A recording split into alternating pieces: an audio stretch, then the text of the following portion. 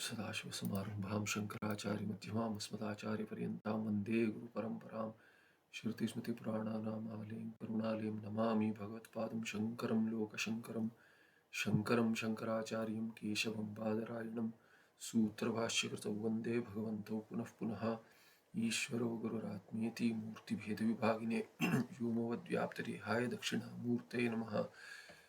श्रीचिद्घनगणेशानुमह्यं सुखनित्यं स्वप्रकाशं व्यापकं नामरूपयोधिष्ठानं बुद्ध्यबोध्य बुद्धेर्दृक्यत्वनिर्मलमपारं सर्ववेदान्तवेद्यं प्रत्यक्परं तदेव अन्नमत्तो नेति मे निश्चितामतिः। श्रीगुरुभ्यो नमः।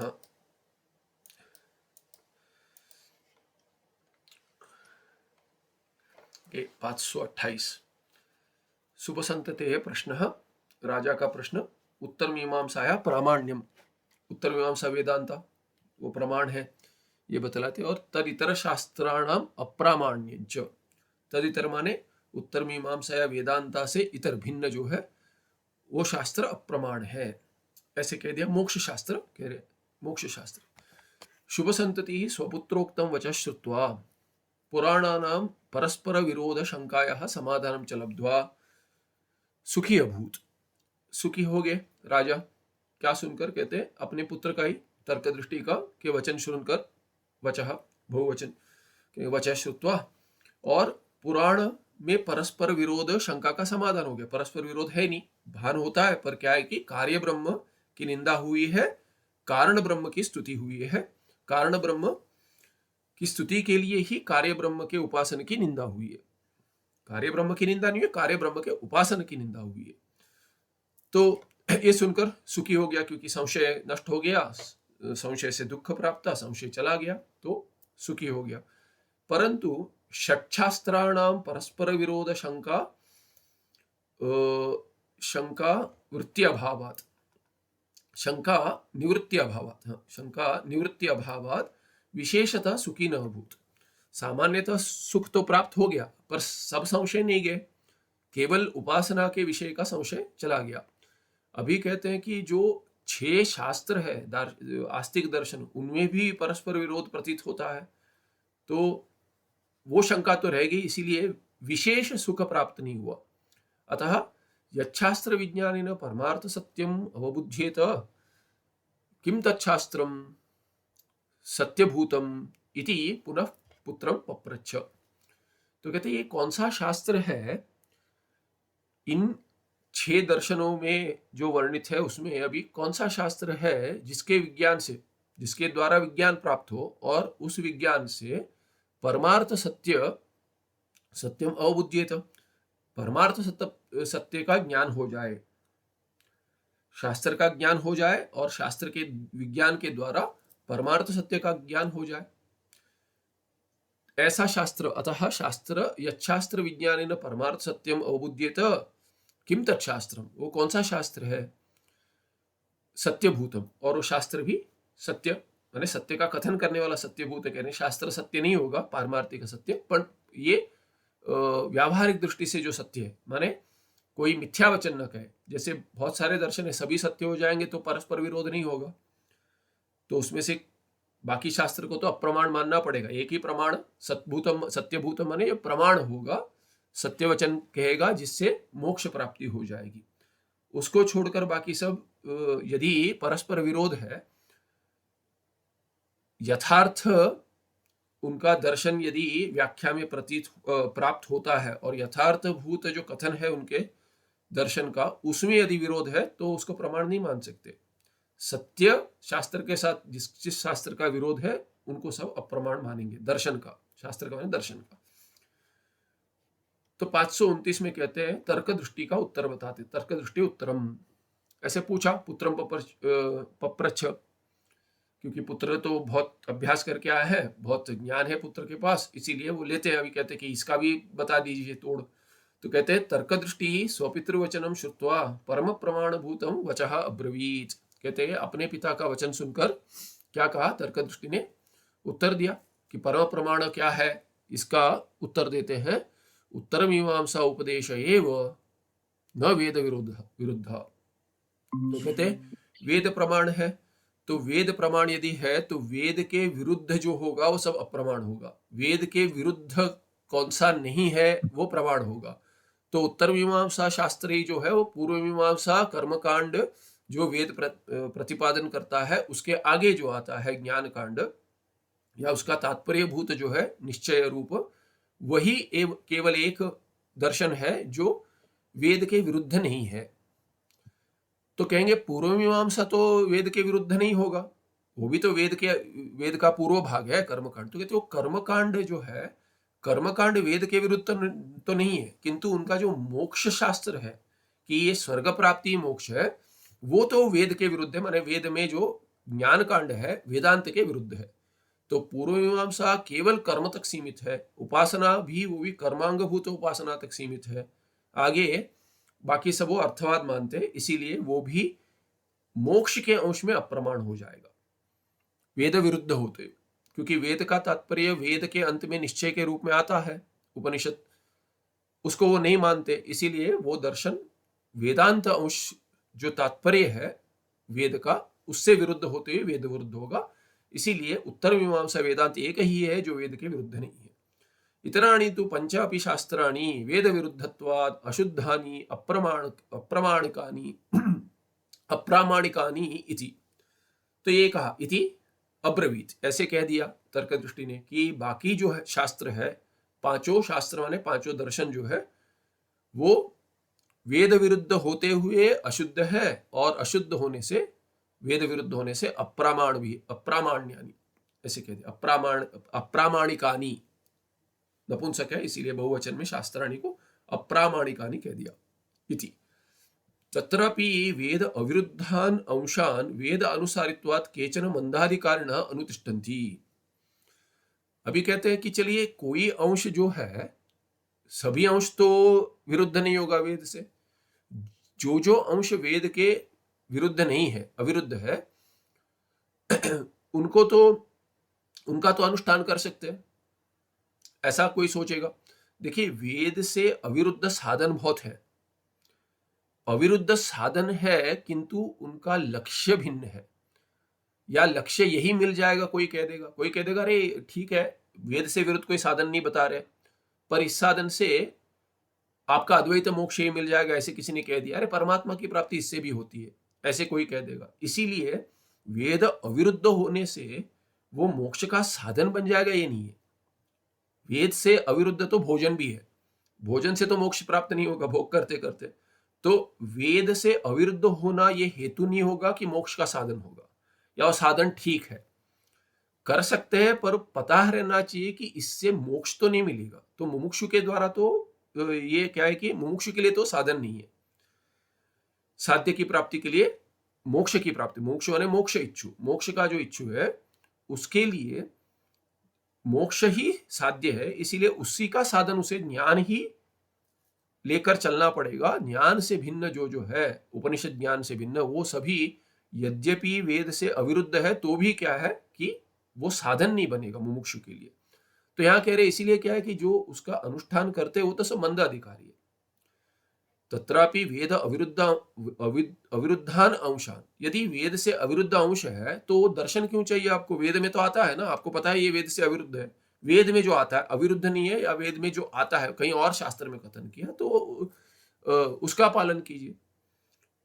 दूसरा दर्शन लेकर क्यों करना है आपको? जैसे कहते हैं कि अष्टांग योग है, या सांख्य में भी बहुत सारे सृष्टि का कथन किया गया है, सृष्टि का कथन तत्वों को लेकर किया गया है, 24 तत्वों को, उसमें सब वेद में विरोध नहीं है, एक प्रक्रिया है दिखाइए। तो प्रक्रिया केवल आपको सृष्टि की प्रक्रिया समझाती है, उसमें भी क्या है कि प्रधान उनका जो है वो वेदांत के वेद की माया नहीं है जो ईश्वर के अधीन है, ब्रह्म के अधीन है। ये तो भिन्न है, पुरुष से ब्रह्म से भिन्न मानते हो द्वैत। तो जब भी उनकी प्रक्रिया में कोई अंश है वो वेद से अविरुद्ध है तो वो तो वेद से ही प्राप्त हुआ है, तो वेद से प्राप्त हुआ तो इसीलिए वो क्या है कि हम सांख्य मत या योग मत का अनुसरण नहीं करें, हम तो वेद मत का, उपनिषद, अभी अष्टांग योग उपनिषद में आता है तो अष्टांग योग योगी बतलाते हैं पर योग का साधन लेकर ना चले कि ये दर्शन जो कहता है वैसे चलेंगे, कि वो तो उनकी व्याख्या वगैरह जो है वो तो द्वैत में समाप्त हो जाएगी। इसीलिए क्या है कि कोई क्या है कि वेद अनुसारित्वात्, कौन से, वेद से अविरुद्ध अंश जो है बाकी दर्शन के, वो वेद के अनुसारी है। इसीलिए केचन मंदाधिकरण अनुतिष्ठन्ति, उसका अनुष्ठान करते हैं। अनुष्ठान न करे, अभ्यास कर सकते हैं, किंतु क्या है कि उसमें जितना अंश है वो लाभ हो रहा है श्रवण मनन निधिध्यासन वेदांत के, उपनिषद के, उसके लिए यदि लाभ हो रहा है तो उतना ही ले। तर्क में जैसे मनन के लिए कोई अंश जो है वो उनकी प्रक्रिया जो है या उनके जो व्यवस्था है, व्यवस्था बनाई उन्होंने तर्क के लिए, वो व्यवस्था लाभ देती है तो वो ले ले। इसीलिए कहते हैं कि अनुष्ठान न करे। किंतु यद्यपि, अभी बता रहे क्या कि यद्यपि सांख्य शास्त्र कर्ता कपिलः, स्पष्ट है सांख्य शास्त्र के कर्ता कपिल मुनि है, पातंजल से कर्ता पतंजलि ही, शेषावतार भूत, शेषनाग के अवतार भूत पतंजलि है। पातंजलस्य माने पातंजल योग, योग दर्शन के, सांख्य योग हो गया। न्याय शास्त्र को कर्ता गौतम, गौतम ऋषि कहते हैं, मुनि ऋषि इत्यादि शब्द का प्रयोग होता है, तो न्याय शास्त्र के कर्ता गौतम है। वैशेषिक शास्त्र कर्ता कणाद, ये भी तार्किक है। कणाद, कणाद माने कणमत्ती, तो जो हमने देखा कण भुक, कण जो कण गिरते हैं उसका माने उतना वैराग्य से उन्होंने अपना जीवन चलाया था, ऐसे कणाद है। कणाद उनको ही मुनि कहते। पूर्व मीमांसा करता जैमिनी ही, जैमिनी महर्षि ये भगवान व्यास के ही शिष्य थे, तो जैमिनी उन्होंने पूर्व मीमांसा की रचना की, माने पूर्व मीमांसा सूत्रों की रचना की। तो ये सब सूत्र शास्त्र है, सभी ये सूत्रकर्ता ही है, सभी दर्शनों के मूल सूत्र है, जहां पे निर्णय लिया जाता है, तर्क लगाकर निर्णय लिया जाता है कि क्या दर्शन का वास्तविक अर्थ क्या है उनका, वो सूत्रभूत होता है। उसको रटकर कंठस्थ करते हैं जो, इसलिए सूत्रभूत होता है। तो पूरा दर्शन आपके मैंने क्या है कि आपके कंठस्थ, आप कंठस्थ होकर आपके इसमें ही रहता है, बुद्धि में रहता है, बुद्धि में प्रवेश करे। इसलिए फिर उत्तर मीमांसा करता व्यास, भगवान बादरायण व्यास से कहते हम कि उत्तर मीमांसा वेदांत के करता। अभी यद्यपि, यद्यपि ऐसे हैं, माने बड़े बड़े दिग्गज नाम है, कपिल, पतंजलि, शेषावतार, गौतम, कणाद, जैमिनी, व्यासमुनि इत्यादि सब ये महर्षि हैं। एतेषां महात्म्यं च सुप्रसिद्धम सर्वेषाम, एतेषां सर्वेषाम, इन सभी का एक भी नहीं है कि जिनकी प्रसिद्धि नहीं है, कह सकते सबकी प्रसिद्धि है, महात्म्य की बहुत प्रसिद्धि है इनके। तस्मात् एतेषां वचन रूपम शास्त्रम सर्वम अपि समम एव प्रमाणम स्यात्। तो ये जो ऐसे बड़े बड़े महात्म्य वाले जो है, उनका वचन अप्रमाण कैसे होगा, प्रमाण ही होगा। सर्वज्ञ जो है, इनको सर्वज्ञ है सर्वम, इनका शास्त्र जो है, इनसे रचित जो है सूत्रभूत, वो तो प्रमाण होगा, समम ही प्रमाण होगा। ऐसा नहीं कहते कि ये कणाद प्रमाण है पर गौतम नहीं है, ऐसा नहीं कह सकते, दोनों प्रमाण है, ऐसा मानना पड़ेगा। तथापि, ठीक है सूत्रभूत तो प्रमाण है, ये पहले आया। तथापि सर्व वाक्येभ्यः अपि वेदवाक्यमेव प्रबलम प्रमाणम भवति। इनका तो ये तो पौरुषेय ग्रंथ हो गए, सूत्र की रचना की पर पौरुषेय हो गया। अभी पौरुषेय हो गया तो पुरुष के दोष आ सकते हैं, कोई भी कैसे भी हो, पर मनुष्य के शरीर में, मनुष्य शरीर में है माने मनुष्य की उपाधि से मनुष्य के दोष अंतर्गत हो जाते हैं। इसीलिए क्या है कि हो सकते हैं, हो जाते नहीं, हो सकते हैं। तो हो सकता है किसी को ईर्ष्या हो जाए, हो सकता है किसी को इच्छा हो जाए कि मेरा बड़ा नाम हो जाए, प्रसिद्धि मिल जाए, ऐसा संभव है मनुष्य में। इसीलिए या तो द्वेष से किसी ने ऐसा कहा है, उसका निराकरण करके हम अपनी रचना करेंगे, ऐसे बतला देंगे इत्यादि, ये मनुष्य का ये अंतःकरण का स्वभाव है, क्योंकि वो मलिन सत्व प्रधान है, तो तमस और रजस मिश्रित है। तो ये सब संभावना है दोषों की जो मनुष्यगत है, वो पौरुषीय ग्रंथ में भी आता है। पुरुषगत जो दोष जो है वो पौरुषीय, पुरुषकृत ग्रंथ में भी आ सकते हैं। इसीलिए अपौरुषीय ग्रंथ जो है, ईश्वर का वचन है, उसमें तो कोई किसी को दिखाना नहीं है उनको कि हम कितने बड़े हैं तो इसीलिए क्या है कि वो जो अपौरुषीय वचन है उसको प्रमाण मानेंगे। तो यहाँ पे कहते हैं तथापि सर्ववाक्येभ्यः वेदवाक्यमेव, वेदवाक्य जो अपौरुषीय है वो प्रबलम प्रमाणम भवति। वो इन ये सब प्रमाण होने दीजिए, पर यदि विरोध होगा तो प्रबल प्रमाण के तुलना में वो उनको प्रमाण नहीं मानेंगे, नीचे स्तर का प्रमाण मानेंगे। वेदस्य ही कर्ता ही सर्वेश्वर, क्यों? क्योंकि वेद का कर्ता तो सर्वेश्वर है। नैव तत्र भ्रम संशय प्रमाद विप्रलिप्सादयः संति दोषा। तो ये दोष नहीं है, वहां पे भ्रम नहीं है, उनको संशय नहीं है, प्रमाद नहीं होता उनका, कहीं विप्रलिप्सा नहीं है कि ये ऐसा होना चाहिए, ये ऐसे हो जाए, ऐसे कुछ नहीं है, ऐसे दोष नहीं है ये सब। तद इतर शास्त्र कर्तारस्तु जीवा एव। तो मनुष्य है, मनुष्य हो के जीव हो के मनुष्य शरीर प्राप्त किया इन्होंने, इसीलिए वो जो इतर शास्त्रकर्ता जो है, जो छह दर्शन के जो है, वो सब क्या है कि निर्माता जो है, एतेषाम भ्रमादय दोषा संभवेयुः एव। संभावना दिखा रहे, है करके नहीं कह रहे, ये सभी दोष नहीं है। हो सकता है कोई दोष कभी आ गया हो, संभावना है। क्यों? जीवत्वात्, हेतु दे दिए जीवत्वात्, तेषाम जीवत्वात्। जीवत्वात् मैंने अपौरुषीय नहीं है वो उनका वचन, वो पुरुष है, इसीलिए पुरुषगत दोष पुरुषकृत शास्त्र में भी संभव है। यद्यपि शास्त्रकाराः सर्वे सर्वज्ञा कथ्यन्ते तथापि। तो कहते शास्त्र जो बनाए हैं ये सब दर्शन, उनको सभी सर्वज्ञ ही कहते हैं। सर्वज्ञ कपिल मुनि कहेंगे, सर्वज्ञ गौतम इत्यादि कहेंगे, वो उनके उनके जो अनुयायी है वो सब ऐसे ही मानेंगे। तथापि तेषां सर्वज्ञतायाः योग महात्म्य जन्यत्वाद युञ्जान योगिनस्ते भवन्ति। तो यहाँ पे एक युञ्जान योगिनः और अयुञ्जान योगिनः करके कहते हैं, इसका आगे बताएंगे। युञ्जान योगिनः जिन्होंने योग की सिद्धि प्राप्त की है, माने प्रयास से प्राप्त की है, और अयुञ्जान माने ऐसे योग से जुड़े नहीं है, अपने आप सिद्धियां आ गई है, जिसके लिए कोई प्रयास नहीं किया उन्होंने, माने स्वाभाविक है। जैसे वो ईश्वर एक ही है जिनकी स्वाभाविक सिद्धि है, ऐश्वर्य स्वाभाविक है, उन्होंने प्राप्त नहीं किया विभूति। और कहते हैं भगवान क्या कहते हैं गीताचार्य कि यद्यद विभूति मत सत्वम मदांश संभवम, कहते हैं वो सब मेरा अंश है, केवल मेरे अंश से उत्पन्न ऐसा वाला समझो। श्रीमद ऊर्जितम वा इति कहते हैं ये कि कहते हैं आपकी विभूति का विस्तार बताओ, तो कहते हैं विस्तार का तो कोई अंत नहीं है, मेरे विस्तार विभूति का विस्तार का कोई अंत ही नहीं है, कहते भगवान कृष्ण। अभी तो एक दो अध्याय में तुम्हें एक ट्रेलर सैंपल दे दिया कि ये देखो, इसमें ऐसा देखो, उसमें वैसा देखो इत्यादि, वेदों में मैं ये हूँ, उसमें ये हूँ, धर्माविरुद्धो कामोस्मि इत्यादि ऐसे देखो। तो कहते मेरी विभूतियां, कहते जहां जहां विभूति दिखती है ना, वो सब मेरी विभूतियां ही है, एक अंश मात्र, ऐसे कह रहे हैं। तो ये सब जो अयुंजान जो है वही वास्तव ईश्वर जो है, अयुंजान योगी वही है। बाकी सब युंजान योगी, उनमें योग से योग की विभूतियों से सिद्धियों से योग हो गया, माने जुड़ गए। तो ये कह रहे हैं, इसीलिए क्या है कि योग महात्म्य जन्यत्वात्, क्योंकि योग की ये इनका महात्म्य क्या है, ये सभी ये क्या कह दिए, एतेषां महात्म्यम प्रसिद्धम सर्वेषाम, एतेषां सर्वेषां महात्म्यम सुप्रसिद्धम भवति। ये महात्म्य क्या है, कहते योगजन्य महात्म्य है, योग महात्म्य है, योग से प्राप्त योगजन्य महात्म्य है, और योग महात्म्य जन्य क्या है, इनका सर्वज्ञत्व है, योगजन्य है। तो इन्होंने प्राप्त किया है, मनुष्य शरीर में आए थे उससे प्राप्त किया है, इसीलिए कहते हैं युंजान योगी इनको। ईश्वर सर्वज्ञतायाः स्वभाव सिद्धत्वात्, यहाँ पे वह छूट गया, मैंने जोड़ दिया था। ईश्वर सर्वज्ञतायाः स्वभाव सिद्धत्वाद ईश्वरः युक्त योगी। तो अयुंजान योगी या युक्त योगी कहेंगे। युक्त योगी पहले से ही युक्त है, अयुंजान में जुड़ नहीं रहे, लेकर कोई शरीर लेकर बाद में जुड़ गए विभूतियों से, ऐसा नहीं है। उनकी सिद्धियां तो क्या है कि वो स्वभाव सिद्ध है, स्वभाव सिद्धत्वात् ईश्वरः युक्त योगी।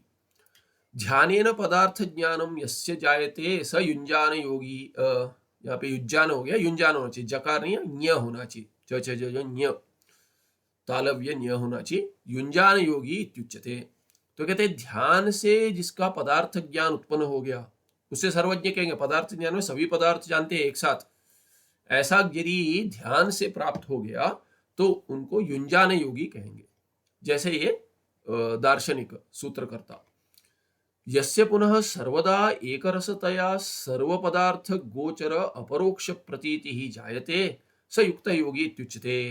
तो युक्त योगी किसको कहते हैं, वो कहते हैं जब भी जिसका पुनः माने इनकी तुलना में देखेंगे बाकियों की जो युंजान योगी है उनकी तुलना में जिनका सर्वदा कभी भी एक साथ एक रसतया बिना किसी क्या कहते हैं कि भिन्नता के, एक रसतया सर्व पदार्थ गोचर, सभी पदार्थ एक साथ बिना किसी प्रयास के अपने आप अपरोक्ष प्रतीति होती है, जिनको प्रतीति जायते, जिनके लिए सह युक्त योगी इति उच्यते।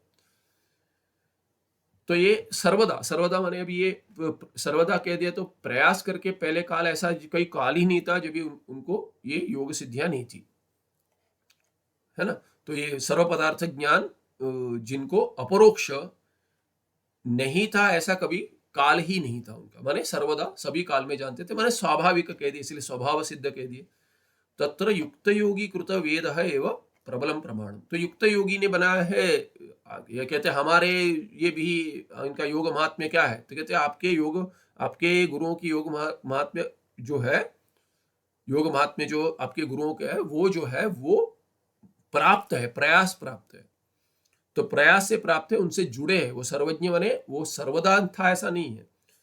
तो इसीलिए क्या है कि ये युक्त योगी कृत वेद जो है वही प्रबल प्रमाण होगा, और युंजान योगी कृत वेद क्या है, उसमें दोष संभव है। युंजान योगी कृतम शास्त्रांतर जातम सर्वम विदुर्बलम एव। प्रमाण तो है पर दुर्बल प्रमाण है। जब भी प्रबल प्रमाण वेद के साथ विरोध होगा तो उनको सब अप्रमाण मानना पड़ेगा, इसी का यही अर्थ है, दुर्बल प्रमाण है वो। शास्त्रांतर जातम, बाकी सभी भिन्न शास्त्र का जात समूह, समूह जो है सभी एक साथ लेकर कहेंगे इसको, ये सब युंजान योगी कृत सब है, दुर्बल प्रमाण है। और वेद जो है वो युक्त योगी कृत है, इसलिए प्रमाण प्रबल होगा उनका।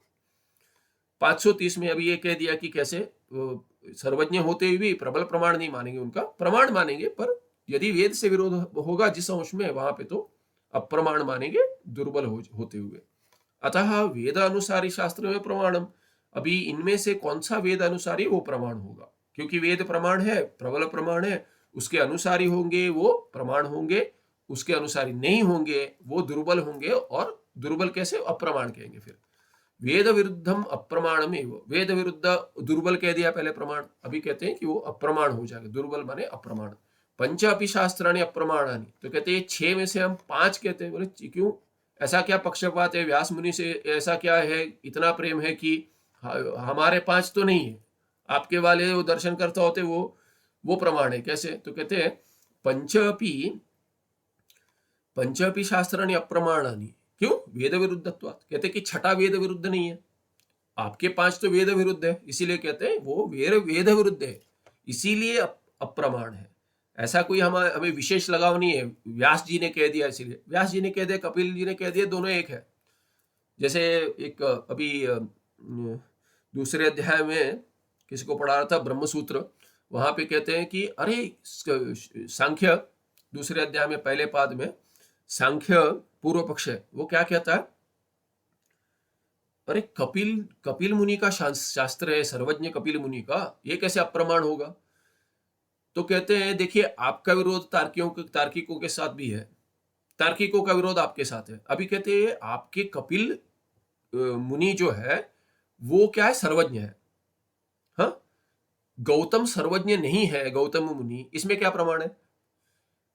आपके कपिल कहते कि कपिल ने कहा इसीलिए, सर्वज्ञ कपिल ने कहा इसीलिए वो प्रमाण होगा। तो कहते सर्वज्ञ गौतम ने कहा इसीलिए वो प्रमाण नहीं होगा, क्यों नहीं होगा, तो कहते कि वो सर्वज्ञ नहीं है क्या, तो कहते आपके कपिल मुनि सर्वज्ञ है, कपिलो सर्वज्ञ गौतमान इति का प्रमा, उसमें क्या प्रमाण है, कहते पूछते ऐसे, वहां पे एक वाक्य ऐसा न्याय है, एक न्याय है ऐसे, उसमें क्या कोई ये सर्वज्ञों में विरोध हो रहा है, तो जो कथन कह रहे हैं वो या तो यथाभूत नहीं है या तो यथाभूत नहीं समझे हम, तो इसीलिए क्या है कि उनमें विरोध नहीं हो सकता।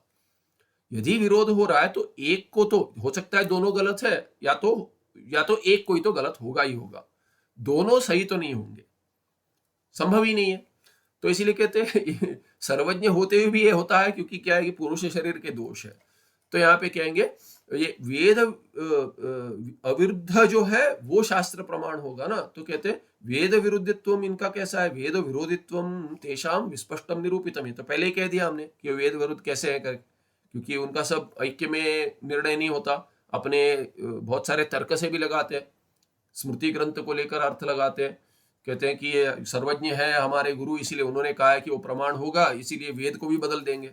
वेद को नहीं बदल सकते आप, कहते हैं कि आपको श्रद्धा गुरु में अच्छी है, पर ऐसा कह सकते हैं कि हम ठीक नहीं समझे, गुरुजी यही कहना चाह रहे थे, हमने गलत समझ लिया, वेद तो ऐसा कहता है, इसलिए उसका निराकरण होगा। वो तो निरूपण कर दिया इन्होंने। समाप्ति में कहते हैं उत्तर मीमांसा तू न कस्मिंश्चिद कस्मिंश्चिद 19वार छूट गया, कस्मिंश्चिदपि अंशे वेद विरुद्धा भवति, वेद विरुद्धा न भवति, कस्मिंश्चिद अंशे अपि अंशे, किसी भी अंश में उत्तर मीमांसा वेदांत एक ही है जो विरोध नहीं है, जिसका विरोध नहीं है। कहीं विरोध प्रतीत होता है तो कहते हैं मिथ्यात्वेन अविरोध। हमारे पास तो एक बड़ा बढ़िया सा ये है कि मिथ्या कथन और सत्य कथन में विरोध नहीं हो सकता। तो कहते हैं बाकी भी ऐसे ही क्यों नहीं मान लेते, आइए मानिए, वेदांती बन जाएंगे, मानिए ना, आप भी मानिए। वो नहीं मिथ्या मानते ना, व्यावहारिक सत्ता नहीं मानते हो। उनके पास तो एक प्रातिभाषिक है और पारमार्थिक है, हमारे पास तो बीच में एक व्यावहारिक सत्ता है ना। सब जो है वो सबको इसमें डाल देंगे, जहां जहां विरोध है उसको सब व्यावहारिक में डाल देंगे, और वास्तविक व्यावहारिक क्या आगे कहेंगे यही प्रातिभाषिक है। वो नहीं कह सकते, वो कहेंगे ये प्रपंच प्रातिभाषिक कहेंगे, द्वैत प्रातिभाषिक कहेंगे, नहीं कहेंगे, कोई नहीं मानेगा। पुरुष और प्रधान में भेद है कहते हैं, तो कहते हैं प्रधान सत्य है, हाँ सत्य है, पुरुष जितना ही सत्य है, हाँ पुरुष जितना सत्य है। तो कहते तब तो विरोध हो गया, वेद विरोध, तो आपका भी विरोध हो गया। तो कहते हैं माया दूसरी है, तो कहते हैं हाँ माया दूसरी है पर विरोध नहीं हुआ, क्यों? क्योंकि माया कल्पित है। तो हमारा प्रधान भी कल्पित है कहेंगे? नहीं कहेंगे, हमारा प्रधान कल्पित है कभी नहीं कहेंगे। वो कह देंगे तो बोलेंगे हाँ आइए स्वागत है आपका वेदांत में। तो जब तक वो सृष्टि में प्रधान है, ये है, शक्ति है इत्यादि, हाँ ठीक है, वो शक्ति शक्तिमान पे आधारित है, मानते हैं? नहीं मानते, नहीं मानते तो विरोध हो गया।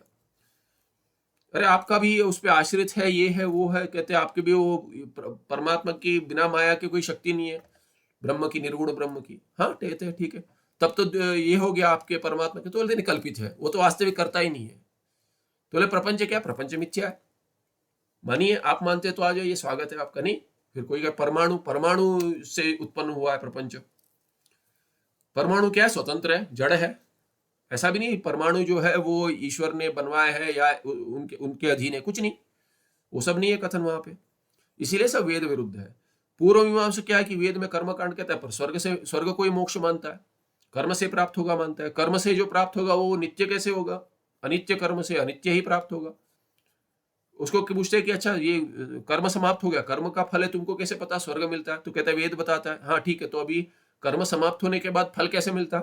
तो अदृष्ट की कल्पना करता है, कहता है अदृष्ट रहता है, कर्म समाप्त हो गया, फल कभी और मिलता है ऐसा नहीं होता, कर्म समाप्त होते ही फल मिलना चाहिए, कहाँ देखा तुमने? तो कहते हैं एक बीच में एक सूक्ष्म अंश ले आएंगे, अदृष्ट। अदृष्ट रहता कहाँ है? कहते कि रहेगा तो अंतःकरण में रहेगा, उसके बाद फलित हो जाएगा, ठीक है।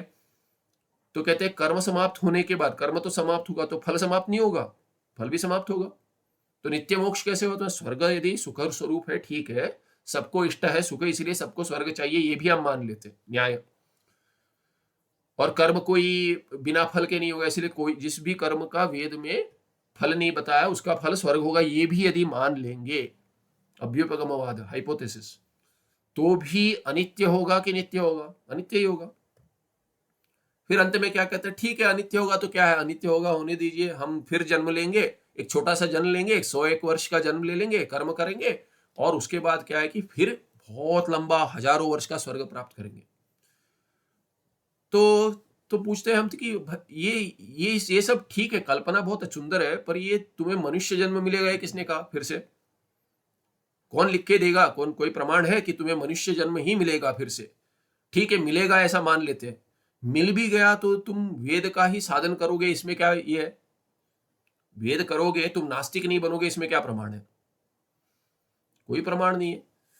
तो इसीलिए क्या है कि कोई निश्चय नहीं कह सकता कि तुम्हें मनुष्य जन्म मिलेगा, उसमें फिर वो वैदिक, इसमें ही वैदिक संप्रदाय, तुम उसमें तुम्हें रुचि होगी, नास्तिक नहीं बनोगे, चारवाक नहीं बनोगे, इसमें कोई ये नहीं है कि उसमें कोई क्या कहते कोई लिख के प्रमाण पत्र नहीं देगा कि आपको देखिए ऐसा ही होगा, नहीं है। इसीलिए अभी जो है, जो शास्त्र कह रहा है ना, ये नित्य कैसे मिलता है? कर्म से नहीं मिलेगा, कर्म से उत्पन्न नहीं हो सकता, इसीलिए वो भी विरुद्ध है। इसीलिए सांख्य के साथ योग, और ये तर्क में दोनों, और पूर्व मीमांसा, ये सब वेद विरुद्ध है। पर उत्तर मीमांसा किसी भी अंश में वेद से विरुद्ध नहीं है। अतएव सा सर्वथा प्रमाणम। सा माने उत्तर मीमांसा वेदांत।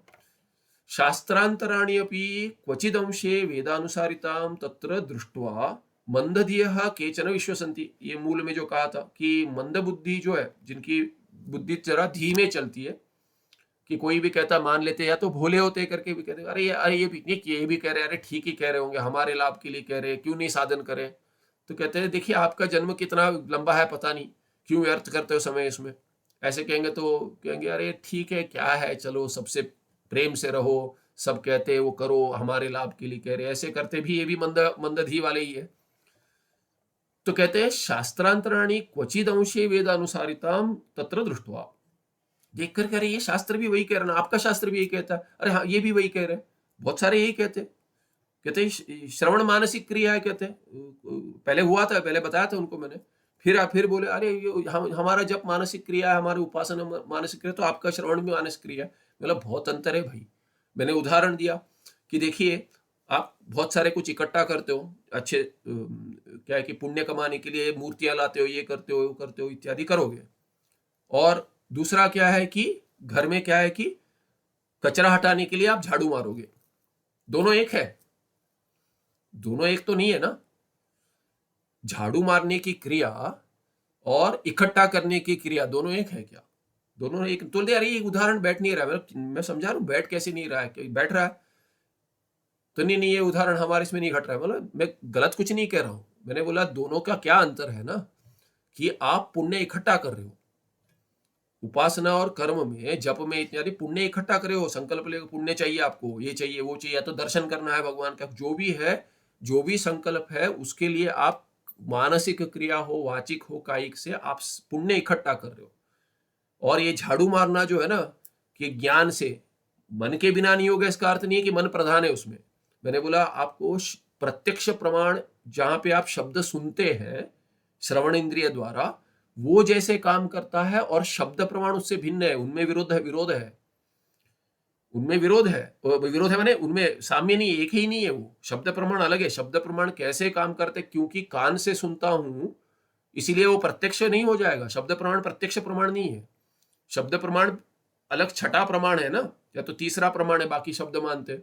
वो शब्द कैसे काम करता है, दशमस्तमसी, दशमस्तमसी में 9 जैसे गिन रहे हो आप, जप में 9 गिन रहे हो, 1 2 3 4 5 6, वो 10 भी वैसे ही गिनते हो क्या? नहीं, 10 शब्द प्रमाण से आता है।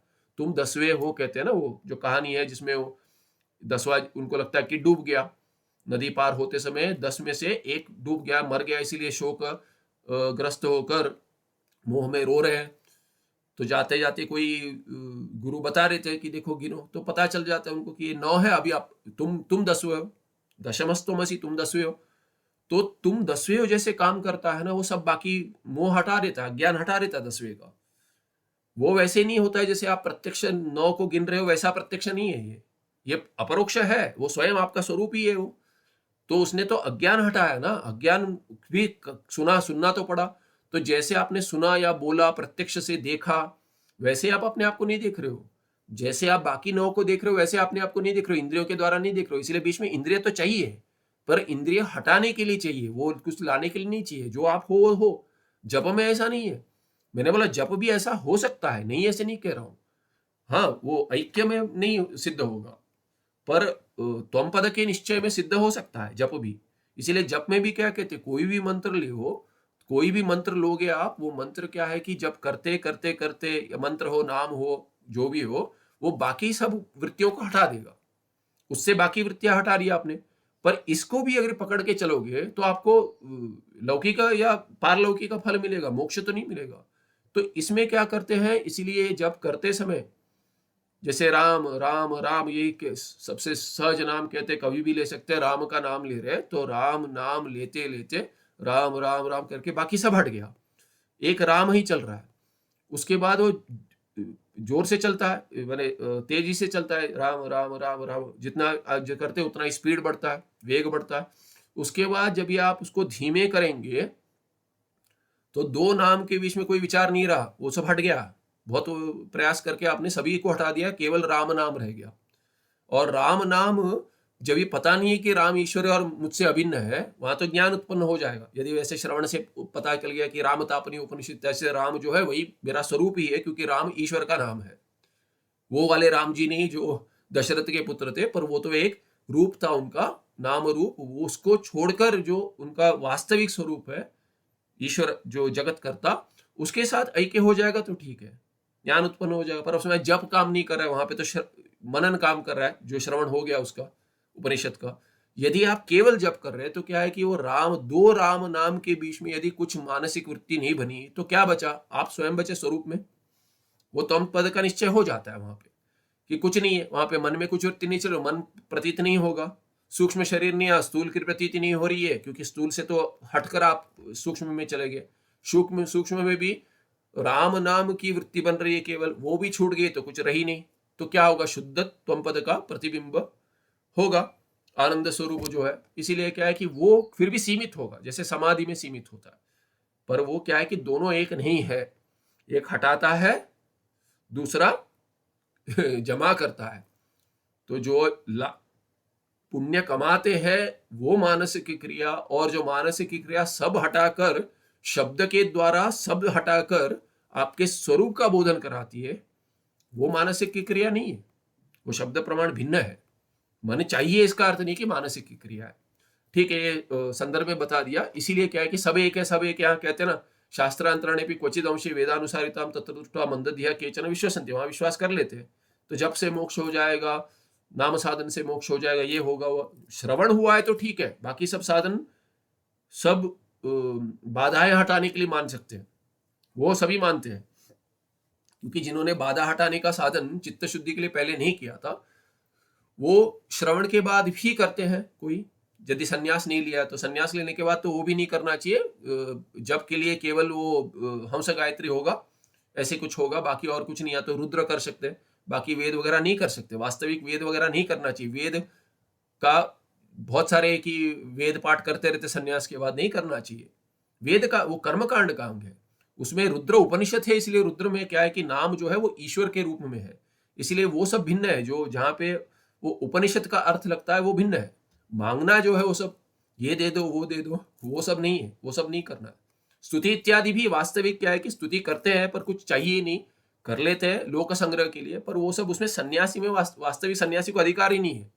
देखिए, सहज है, जैसे यज्ञोपवीत से प्राप्त हुआ है वेद का अधिकार, यज्ञोपवीत यदि सन्यासी ने हटा दिया तो उसे वेद में अधिकार कहाँ रहा? बहुत ही सहज है, उसमें कुछ बड़ा ऐसे कह दिया और कैसे सन्यासी है। अरे एक तो सन्यास कोई है, वो क्या है कि वेद का पाठ, तो वेद उच्चारण करना और ये मंत्र शास्त्र ही वो सन्यास लेने के बाद सीखे। तो ऐसे भी है। तो किसी ने उनके सामने मुझे पूछ लीजिए, आपको क्या लगता है कि ये सन्यासी को कौन से वेद में कौन सा वेद मंत्र का उच्चारण कर सकते हैं? मैंने वास्तविक क्या है कि गायत्री का त्याग कर दिया। गायत्री मूलभूत है सबका, तो गायत्री के त्याग के साथ सबका त्याग हो गया। मेरा कोई भी वेद मंत्र में अधिकार नहीं है। रुद्र में कहते हैं, तो इसलिए रुद्र उपनिषद है, रुद्र में आया है, रुद्र कर सकते हैं सन्यासी, इसीलिए रुद्र छोड़कर बाकी किसी में वास्तविक अधिकार नहीं है, यही मानना पड़ेगा। क्यों? क्योंकि रुद्र का कथन किया गया कि रुद्र कर सकता है, सन्यासी भी कर सकता है। यदि कहा गया है, उसका अर्थ क्या हुआ? यदि सभी वेद कर सकता है तो रुद्र सन्यासी भी कर सकता है, कोई अर्थ नहीं रहा, व्यर्थ हो गया। वो विशेष निर्देश हुआ है ना, माने रुद्र सन्यासी भी कर सकता है, माने एक अर्थ होगा सन्यासी छोड़कर बाकी भी कर सकते हैं जिनको वेद में अधिकार है, उपनयन जिनका हुआ है। दूसरा वास्तविक अर्थ क्या है वहां पे? रुद्र सन्यासी भी कर सकता है, माने रुद्र छोड़कर बाकी कुछ सन्यासी नहीं कर सकता है, नहीं करना चाहिए। हाँ ठीक है, संदर्भ में बता दिया। यहाँ विश्वास कर लेते बाकी बहुत कुछ कर सकता है इत्यादि। सन्यास नहीं लिया तो ठीक है, कर लेते चित्त शुद्धि के लिए। सन्यासी को तो वास्तविक कहते हैं श्रवण से ही चित्त शुद्धि हो जाएगी, यदि नहीं हुई है तो। तथापि वेद विरुद्ध अंश बाहुल्यात, वेद विरुद्ध के अंश बाहुल्य है वहां पे। कोई अंश वेद से विरुद्ध नहीं है, इसीलिए पूरा शास्त्र लेकर चलते, उतना कर लेते हैं, उसको छोड़ दीजिए ना। अविरुद्ध, संपूर्ण अविरुद्ध आपके पास पड़ा हुआ है, तो आप क्यों, आपको पता, उतनी बुद्धि यदि होती कि कौन सा अंश विरुद्ध है कौन सा अंश अविरुद्ध है ये जानने की दर्शन में, यदि उतनी बुद्धि होती तो बाकियों में विश्वास ही नहीं होता। बाकी इसमें तो मंदधी नहीं कहते ना इनको। मंदधी क्यों कह रहे हैं? क्योंकि उनमें क्षमता नहीं है जानने की कि कौन सा वेद से विरुद्ध अंश है, कौन सा वेद से अविरुद्ध अंश है। वो यदि जानने की क्षमता होती तो वेद अविरुद्ध में ही नहीं बैठे रहते, वेद अविरुद्ध में क्यों चले गए? क्योंकि उनकी बुद्धि वैसे नहीं है कि वेद अविरुद्ध और वेद विरुद्ध जान सके। धन्यवाद। तो इसीलिए उनको क्या है कि ये उसमें विश्वास कर कर चले जाते हैं। तथापि वेद विरुद्ध अंश बाहुल्यात, क्योंकि बहुत सारा वेद विरुद्ध अंश है उसमें, सुतराम तानी परित्याज्यानि एव, उनको तो त्याग करना ही चाहिए, उनको लेकर न चले। क्वचिद अंशे विरोधे अपि क्वचिद देशे, क्वचित देश, यहाँ पे क्वचिद अंश, यहाँ पे क्वचित में एक दकार छूट गया, क्वचित देशे होना चाहिए, क्वचित देशे हो गया, क्वचित देशे होना चाहिए। क्वचिद अंशे विरोधे अपि क्वचित देशे वेदानुसारित्वात् तानि अपि अंगीकार कार्याणि एव इति चेत। तो कहते हैं अरे ठीक है, कोई अंश में विरोध है, कोई अंश में तो अविरोध है ना, जिस अंश में अविरोध है वो उसको मान लेते हैं। तो कहते हैं अच्छा ऐसा करेंगे, तो कहते तो 5-6 जो है दर्शन उनमें क्यों रुकते? बौद्ध ग्रंथ है, जैन है, उनमें भी बहुत सारा है जो वेद से अविरुद्ध है। जैसे मैंने भोजन का उदाहरण दिया था, यहाँ पे शास्त्र का ही दे रहे, तो कहते हैं उनके भी शास्त्र है। तर्हि जैनम अपि शास्त्रम अहिंसा परमो धर्म इति अहिंसा अंशे न हिंस्यात् सर्वभूतानि इति वेद अनुसारित्वाद अंगीकार्यम स्यात्। तो कहते तब कहेंगे तो जैन शास्त्र भी आपको मानना पड़ेगा। क्यों? क्योंकि जैन कहते क्या, जैन शास्त्र क्या कहते हैं? अहिंसा परमो धर्म कहते हो। हमारे यहाँ अहिंसा परमो धर्म, यहाँ पे क्या है? न हिंस्यात् सर्वभूतानि, तो वेद का मंत्र है। सर्वभूतानि न हिंस्यात्, किसी भी प्राणी को न मारे, ये अर्थ हो गया। हिंसा ना करे, मारे माने हिंसा ना करे, हिंसा माने मार देना, जान ही ले लेना, ऐसा नहीं है। पीड़ा ना दे, किसी भी प्राणी को पीड़ा ना दे, ये हमारा वेद मंत्र है। और कहते हैं कि जैन शास्त्र कहता है अहिंसा परमो धर्म, दोनों में क्या है कि हिंसा न करे और अहिंसा एक ही अर्थ हो गया, परमो धर्म कह दिए। इसीलिए वेद अनुसारी होने से अंगीकार्य कार्यम से आप जैन शास्त्र को मानना पड़ेगा। आपको मानेंगे? कोई होंगे अभी वो भी ठीक है कह देंगे, नहीं ठीक नहीं है, ये जो वैदिक है आस्तिक है उनको कह रहे हैं। जैन शास्त्रम तु वेद बाह्यत्वेन हेयमेव, कहते जैन शास्त्र वेद विरुद्ध है, उसको तो अलग ही रखा है, उसका खंडन करते हैं, कहीं भी ठीक नहीं है वो। यद्यपि सुगत ईश्वरावतारः बुद्ध इति च उच्यते, और कोई ये बुद्ध एक ही कहते, दो नहीं मानते, जो है वही बौद्ध दर्शन बनाए कहते हैं। वो बुद्ध कहीं संप्रदाय में भिन्न मानते, जिन्होंने बौद्ध दर्शन बनाया वो भिन्न मानते। तो कहते हैं कि चलो वो उन्हीं को मान लेते। कोई मानते हैं ना कि बुद्ध तो अरे ये तो आपके भगवान विष्णु नारायण के अवतार थे। अगर यदि वैसा है, विष्णु के अवतार थे, तो सुगता कहते, सुगता माने बौद्ध, बुद्ध जो है, तो कहते हैं ये यद्यपि सुगतः ईश्वर अवतार बुद्ध इति च उच्यते, ऐसे ईश्वर अवतार मानते हैं कोई, दश अवतार में आते हैं कहते मानते, तद्वचन भी वेदवत प्रमाणी कर्तव्यमेव, तब तो उनका वचन भी प्रमाण। ये हमने निराकरण वहां पे किया था, जहां पे वाम मार्ग तंत्र का निराकरण किया था, क्योंकि शिवजी ने कहा इसीलिए प्रमाण हो जाएगा, ऐसा नहीं है। वे शिवजी ने कहा हो वेद से विरुद्ध हो तो अप्रमाण है, भगवान शिवजी ने भी कहा वेद से विरुद्ध है तो अप्रमाण है। और उतना ही कार्य ब्रह्म हो गए, हमने देखा कार्य ब्रह्म कारण ब्रह्म के वचन से विरोध हो गया, कार्य ब्रह्म का तो विरुद्ध है, अप्रमाण है मानेंगे। और यदि किसी बच्चे ने भी कह दिया, तोते ने भी कह दिया, और यदि वो वेद से अविरुद्ध है तो प्रमाण है वो। पर सब कुछ प्रमाण नहीं होता, इसलिए कहते हैं जैन मत भी प्रमाण मानेंगे तब तो फिर तद्वचन माने बुद्ध वचन, ईश्वर अवतार बुद्ध सुगत का वचन भी वेदवत प्रमाणी कर्तव्यम एव, ऐसा मानना पड़ेगा आपको। तथापि स विप्रलिस्सा निमित्तम एव अवतार, कहते दूसरे की भ्रांति कराने के लिए वो अवतार लिए थे, दूसरे को भ्रांति कराने के लिए, मोह कराने के लिए, विप्रलिप्सा कराने के लिए ही उनका अवतार हुआ था, ऐसा भी कहते कहीं। कोई पुराण में आता है कि बुद्ध अवतार तो आएंगे, ऐसा भी आता है कहीं वचन कि वो मोह कराएंगे। अभी उनको यही मानोगे तो उनका शास्त्र क्या है कि वो बौद्ध शास्त्र है कि वेद से विरुद्ध ही हो जाएगा, प्रमाण नहीं होगा। तस्मात् तद्वचन सर्वथा अपि अप्रमाण, सभी अंश में अप्रमाण मानेंगे उनको। भगवान भाष्यकार कहीं कहते हैं हाँ ठीक है, चलिए साधु स्वभाव है, ध्यान करते हैं या कहीं मौन करते इत्यादि, ये सब वेद से अविरुद्ध है, उस अंश में हमें विरोध नहीं है, हमारा विरोध नहीं कहते, वो करते हैं करने दीजिए, उनका शास्त्र लेकर ना करें। मौन करते हैं ठीक है, कोई कहते हैं विपश्यना कीजिए, विपश्यना में भी प्रकार का ध्यान बताएंगे, 10 दिन का मौन, ठीक है मौन कर सकते हैं, अपना साधन कीजिए मौन में रहकर, उनका साधन करेंगे तो कोई अर्थ नहीं है। कहीं कहीं कहते हैं अरे देखिए लाभ मिलता है, 10 दिन रहने मिल रहा है मौन में, सत्संग मिल रहा है, कोई आपको डिस्टर्ब नहीं करेगा, आप अपना साधन कीजिए। वो कर सकते हैं, अपना ध्यान कर सकते हैं। मैंने कहा था कोई कहते हैं अरे विपश्यना करना चाहता हूँ, करूँ, बोला करो, करना है तो करो। उनका ध्यान नहीं करना, अपना ध्यान करना। जाके 10 दिन बैठ जाओ, उनके साथ जुड़ जाओ, एक जगह मिलेगी साधन के लिए, ठीक है। उससे अधिक क्या चाहिए? कहीं जाकर ठीक है पैसे भर रहे हो, ये कर रहे हो, वो सब ठीक है, पर उनका ध्यान क्यों सीखना है तुम्हें? मौन में रहना है तो जाओ, अच्छा है, मौन के लिए जा रहा हूँ, स्पष्ट होना चाहिए मैं किस लिए जा रहा हूँ। मैं उनके विपश्यना सीखने नहीं जा रहा हूँ।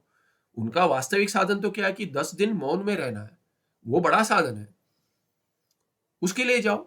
और ध्यान कर रहे हो तो उनका ध्यान मत करो, अपना ध्यान करो। उनका ध्यान लेकर क्या करोगे? शून्यवाद में घटाओगे, शून्यवाद में मत जाओ। तो इसीलिए कहते हैं ये मानना पड़ेगा। तस्मात तद्वचन सर्वथा अपनी अप्रमाणे हो। तद्वचन माने ईश्वर अवतार बुद्ध मानेंगे तो भी सुगत का वचन बौद्ध ग्रंथ जो है वो अप्रमाणीय। वंचन इच्छा विप्रलिप्सा, कि विप्रलिप्सा क्या है? कहते हैं वंचन, वंचन इच्छा, कि दूसरे का वंचन कराना, उनको मोह करा देना। अतएव सर्वांशे अपि वेद अनुसारित्वाद उत्तर मीमांसा एव सर्वथा मुमुक्षुभिः उपादेय। तो जहां भी थोड़े भी अंश का विरोध है उसको उनको छोड़ दीजिए। कहते जहां विरोध नहीं है, वो कहीं भी अंश में, किसी भी अंश में विरोध नहीं है, वैसा एक ही उत्तर मीमांसा वेदांत दर्शन है, उसको लेकर चलिए।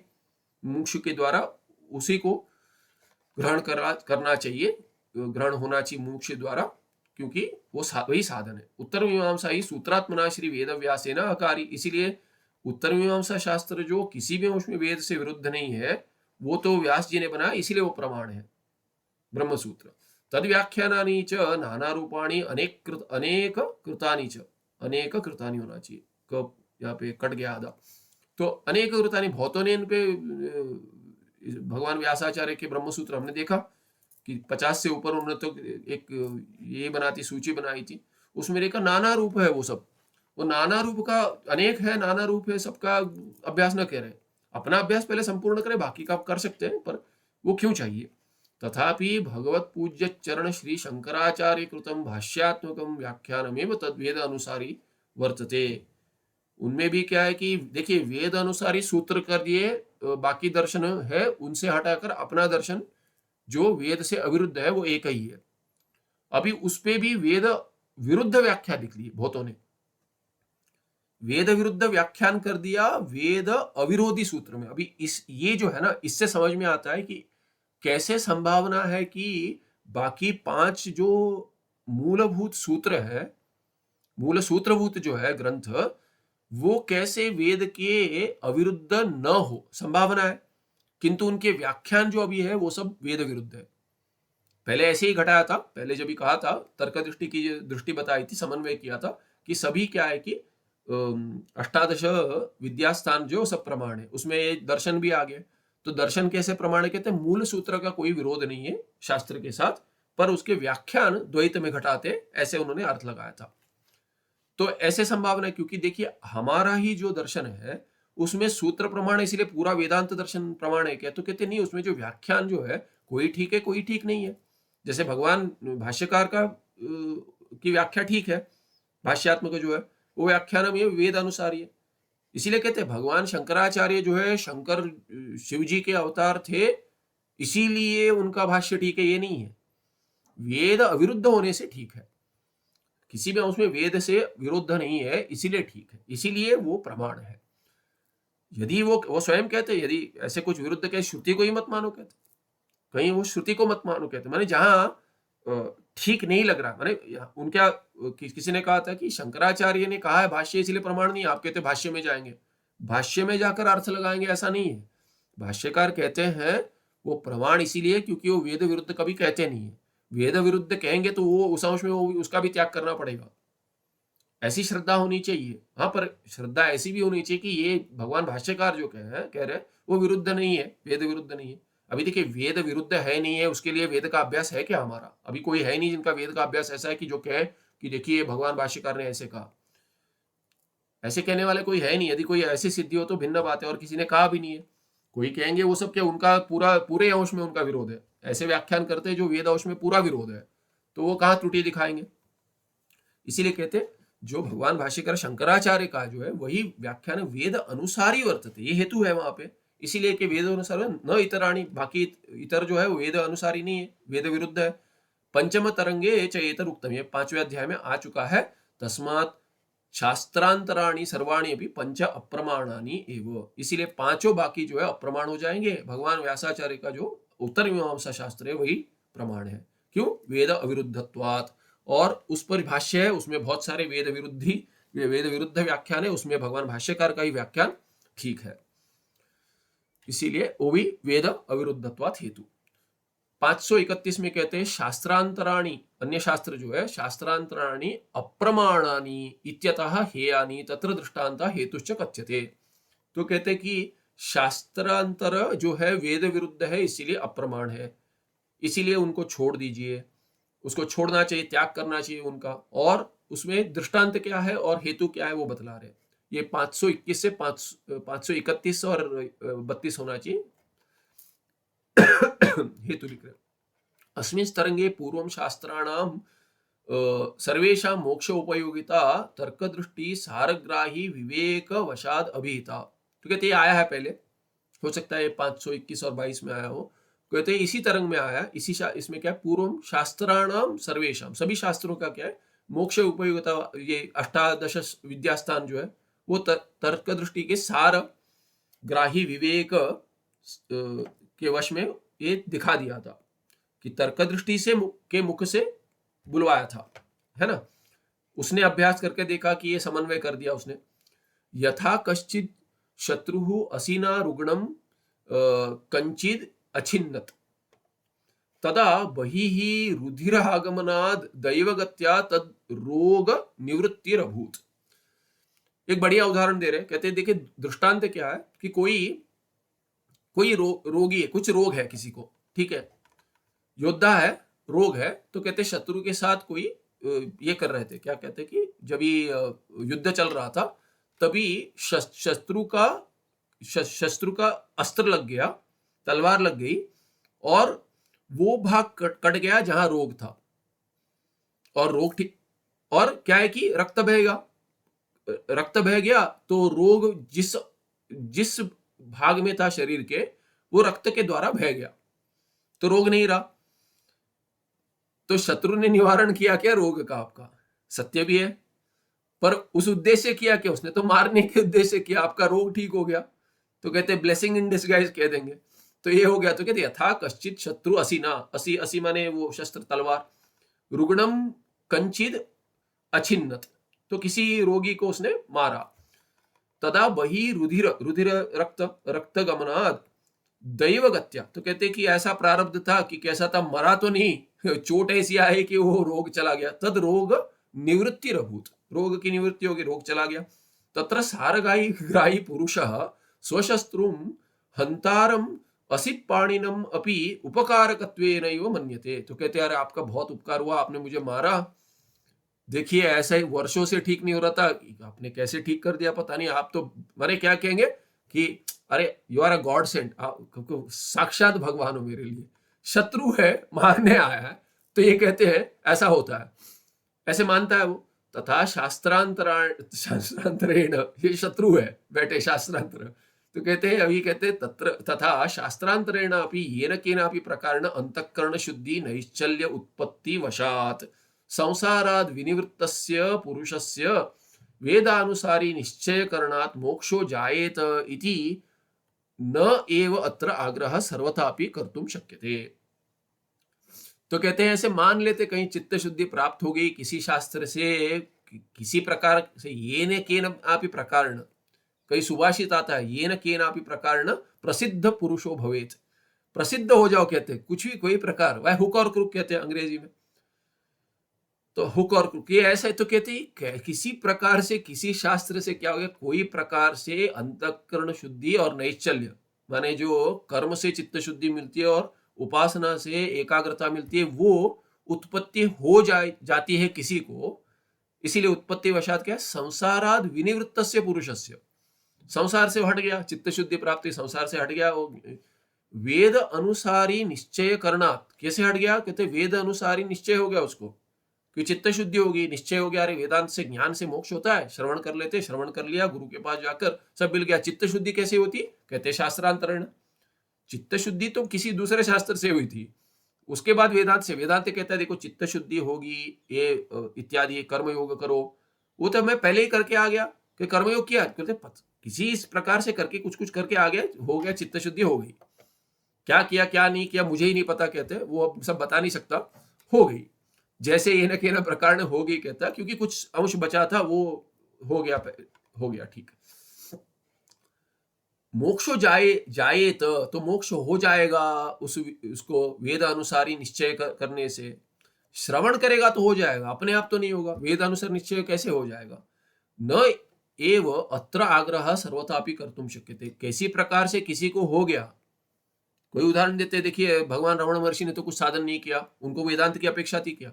अरे कैसे हुआ वो उनको ही नहीं पता, बाकी का तो छोड़ दिए, उनको ही नहीं पता। वो सेल्फ इंक्वायरी इत्यादि कहते हैं, पर कहीं भी ऐक्य ऐसे होगा ये नहीं कहते। कहते कि आप देखो पहले कहां से वो अहम कहां से आता है, देखो उन्होंने जो कहा, किसी ने क्या समझा, उन्होंने क्या लिखा, और जो अनुयायी है वो क्या बात करते हैं, उनका कोई संबंध ही नहीं है। विवेक चूड़ामणि पे उनका जो कुछ उसके ऊपर उन्होंने लिखा है, वो कहते हैं कि वही कह रहा हूं जो भगवान शंकराचार्य उपनिषद में जो है वो वेद विवेक चूड़ामणि जो कहते हैं, वही मेरे अनुभव से आया। अभी अनुभव से आना पूर्व संस्कार से, वो सबको अभी ये नहीं कहते मेरा भी पूर्व संस्कार उनके जैसा हो जाए, ये नहीं कर सकते ना। पूर्व संस्कार हो जाए क्या होता है आगे? ऐसा होगा तो अभी हो जाता, तुम्हारा भी हो जाता अनुभव। बैठे बैठे बचपन में आपका अनुभव नहीं हुआ ना, तो वेदांत एक ही मार्ग है, दूसरा नहीं बचा है। कभी मुझे रमण महर्षि जैसा अनुभव हो जाएगा बैठ के, ऐसा नहीं होगा। कहीं बिजली गिरेगी, ये हो जाएगा, वो हो जाएगा। वो स्कूल जाते समय उनको ऐसे लगा कि उनका देह मर गया, ऐसे लगा उनको। देह है, पता नहीं मरा हुआ देह है, उनको लगा कि ये अभी जाके जला देंगे, ऐसे लगा उनको। किसी को, आप बाकी किसी को हुआ है क्या अनुभव ऐसा? नहीं। उनका क्या पूर्व संस्कार था, क्या साधन किया था, कहते कि किसी जन्म में ऋषि थे। ये सब जो हुआ उनका, ये हम भी किसी जन्म में ऋषि थे, पर हाँ ठीक है ऋषि होंगे, क्योंकि आप भी किसी जन्म में ऋषि होंगे, कहेंगे उनको, ठीक है होंगे। आप पर स्मृति है कि उसकी स्मृति नहीं है, उसकी स्मृति नहीं है ना, इसीलिए तो यहाँ बैठ के वाद कर रहे हैं। नहीं तो हो जाता, दूसरे को पूछने नहीं जाते, ये है इत्यादि बताने नहीं जाते। तो इसीलिए क्या है कि अत्र आग्रह सर्वथा अपि कर्तुम न शक्य थे। ऐसे ही हो जाए ये नहीं कह सकते। किसी को किसी ये न के न प्रकार ने चित्त शुद्धि हो गई, ये ऐसे होकर कहीं कुछ महावाक्य का ये हो गया, ज्ञान कहीं चल रही थी सभा, चलते चलते सुन लिया, ऐसी चित्त शुद्धि हो गया। शुक मुनि को गर्भवास में हो गया, वो तो आए नहीं बाहर। तो 8-8 वर्ष आप भी बैठे थे क्या गर्भों में? नहीं बैठे थे, बाहर आए। अब तो 8-9 महीने में आगे, जल्दी है तो 7 महीने में भी आ जाते कोई, जेस्टेशन पीरियड समाप्त नहीं होता, प्रीमेच्योर हो जाते। तो कहते कि शुक मुनि थे, ये थे, वो थे, वो सब उदाहरण कुछ काम का नहीं है। आप है क्या? नहीं है। आप हमारे जैसे सामान्य है, हमारे जैसे सामान्य। कहते यू आर यूनिक, कहते हैं just like everyone else is unique in their own way. सभी यूनिक है। तो कहते हैं पर क्या है कि सामान्य क्या है, सभी मध्यम अधम अधिकारी है। उत्तम तो नहीं है, उत्तम तो बहुदूरम। ऐसे हम है, हमें ऐसा अभ्यास लगता है, हमारे गुरु को ऐसा अभ्यास लगा था, आपको भी ऐसे ही लगेगा, उसी से मोक्ष होगा। तो इसीलिए कहते हैं ये ऐसा ही होना चाहिए। किसी को हो गया वो नहीं हो सकता। किसी शास्त्र से आप किसी को कुछ प्राप्त हो गया, हमें भी हो जाएगा, ये नहीं होगा। इसलिए बाकी सब पौरुषीय ग्रंथ, अरे हमारे गुरुजी ऐसे कहते ऐसे हो जाएगा, नहीं। अरे हमें नहीं हुआ ना, बैठे थे, हमने भी प्रयास किया। कोई कहेगा हमने भी प्रयास किया, हमें नहीं हुआ, आपको होगा इसकी गारंटी नहीं है। पर जिन संप्रदाय चल रही है, जिनकी करके इनको हुआ, उनके गुरु को, उनके गुरु को, उनको ऐसे करते करते ईश्वर से प्राप्त है, उस संप्रदाय को छोड़ के किसी गुरु को कैसे हुआ उसको ही नहीं पता। वो आपको बता रहे हैं देखिए ऐसा होगा, आपको नहीं हो रहा है। होता तो अब तक हो जाता, होना होता तो अब तक हो जाता ना। कोई हो रहा है उसमें नहीं हुआ है, संशय ऐसे बढ़ रहे, नहीं नहीं और मुझे करना पड़ेगा। जैसे कोई कहते हैं कि ज्योतिष शास्त्र में विश्वास नहीं है, आज डॉक्टर साहब नहीं है, पर डॉक्टर के से विश्वास है। डॉक्टर के पास जो जाते हैं ना, कोई औषध दे दिया, बोलते इतना अभ्यास किया, ये है एमडी है, ये है वो है इत्यादि, तो कुछ उससे रोग ठीक नहीं हुआ। आजकल तो ठीक है, आजकल तो इतने वैद्य मिलते हैं तो बुराई कर देते हैं, पर अधिकतर क्या होता है, उन्होंने ऐसा दिया था पर ठीक नहीं हुआ, पहले के आप देखेंगे वैद्य के पास गए या किसी प्रसिद्ध डॉक्टर के पास गए, उनसे औषध ले लिया, ठीक नहीं हुआ तो उनको दोष नहीं देते। तो वही ज्योतिष शास्त्री, कोई पालमिस्ट्री का कोई पुस्तक में बहुत बचपन में पढ़ा था, तभी स्मरण आ रहा है, वो कहते हैं कि डॉक्टर के पास जाएंगे, रोग ठीक नहीं हुआ तो कहेंगे अरे मुझ में ही कोई गलती है, पैसा देकर आएंगे। और कहते हैं कि जो हाथ देखता है या ज्योतिष शास्त्र इत्यादि उसमें जो है, उसके पास जाएंगे, उसने कह दिया, और वो क्या कि वो सब पूरा हिस्ट्री पूछेगा, आपने सुबह क्या खाया था, रात को क्या खाया था, वो क्या है, ये आपके पिताजी को है क्या, माताजी को क्या, दादाजी को ये था क्या, अच्छा ये क्या है, कि फिर बहुत सारे प्रश्न पूछकर फिर कहेंगे कि ऐसा ऐसा करो, ये पथ्य करो, फिर जाके ठीक होगा। फिर भी नहीं हुआ तो कहेंगे मुझ में कोई त्रुटि है, मैंने कोई गलती कर दी। बाकियों के पास क्या, वो कुछ नहीं पूछेगा, देख करके, और आपका ये देख कर हो सकता है उसमें आपका जन्म स्थान गलत लिखा हो या तो समय गलत लिखा हो, तो कुछ कह दिया, वो ठीक नहीं लिखा, गलत है पूरा, अरे ज्योतिष कुछ नहीं कह देंगे। ये होता है, अरे ये कोई कर्म कर दिया, कुछ नहीं, उससे लाभ नहीं हुआ, अरे किस श्रद्धा से किया है, किस सामग्री से किया है, किसके द्वारा कराया, वो सब लगेगा वहां पे, उतना सा कर्म नहीं मिला, एक बार नहीं तो पूरा शास्त्र ही गलत है, ऐसा ऐसे बुद्धि होती है ना। तो ऐसे कहते हैं शास्त्र जो है वो जैसे कहता है, परंपरा चल रही है, वो वेद से अविरुद्ध है, उसी को लेकर चले, उसमें अश्रद्धा ना हो। तो अभी देखिए ये कहते हैं, अंध गोलांगुल न्यायेन अनर्थ प्राप्ति प्रसंगात, क्यों सर्वथापि किम न कर्तुम शक्यते, कुतः कुतः न कर्तुम शक्यते, क्योंकि कोई क्या हेतु है कि एक को हो गया दूसरे, तो कहते कि अंध गोलांगुल न्याय है, उसके जैसे उससे अनर्थ प्राप्ति हुई थी, वैसे इनको भी अनर्थ प्राप्ति होगी। जैसे पहले बताया था कि कार्य ब्रह्म उपासना, ये जो वेद तात्पर्य का निश्चय नहीं कर पाते उपासना में भी, ये निंदा क्यों की है, उनको ये अनर्थ प्राप्ति होती है। तस्माद् विहाय शास्त्रांतराणि अपि सकलानि शुद्ध अद्वैत व्याख्यान रीत्या शारीरक उत्तर मीमांसा एवं ग्राह्य। इसीलिए क्या है कि अनर्थ नहीं चाहिए, मोक्ष चाहिए, तब क्या है कि आपको श्रेयस चाहिए, तो आप बाकी सब शास्त्र को छोड़कर विहाय सकलानि, सभी बोलते एक ये कर लेंगे, थोड़ा एक रख लेते, नहीं सबको छोड़ दीजिए, और शुद्ध अद्वैत व्याख्यान जो है उसको ही शुद्ध अद्वैत, ये जो कहा है ना वास्तविक केवल अद्वैत कहेंगे, क्योंकि शुद्ध अद्वैत दूसरा बना है, शुद्ध अद्वैत इत्यादि जो है, तो केवल अद्वैत कहते हैं, उसके व्याख्यान रीति के शारीरिक उत्तर मीमांसा जो है उसी का ग्रहण करें। अब ये अंध गोलांगुल न्याय क्या है, अगले पाठ में देखेंगे, बताएंगे कि कोई एक अंधा आया या पट्टी बांध दिया, आंख खराब कर दी किसी ने, ले जाकर कहीं छोड़ दिया, कैसे घर जाना है पूछा, तो कोई और ही अरे क्रूर थे, उन्होंने क्या है कि एक बहुत ही भयानक बैल है, लांगुला माने उसका ये गो माने बैल, गाय और बैल दोनों को होता है, तो गो लांगुला माने पूंछ उसकी, तो उसकी पूंछ पकड़ा दी, बोलते कुछ भी हो जाए इस पूंछ को मत छोड़ना, पूंछ नहीं कहते, इस रस्सी को पकड़, जो भी कहते हैं कि इसको पकड़ना, ये आपको पकड़ के ले जाएगा, कुछ भी किसी भी अवस्था में इसका त्याग नहीं करना है, ऐसे क्रूर है।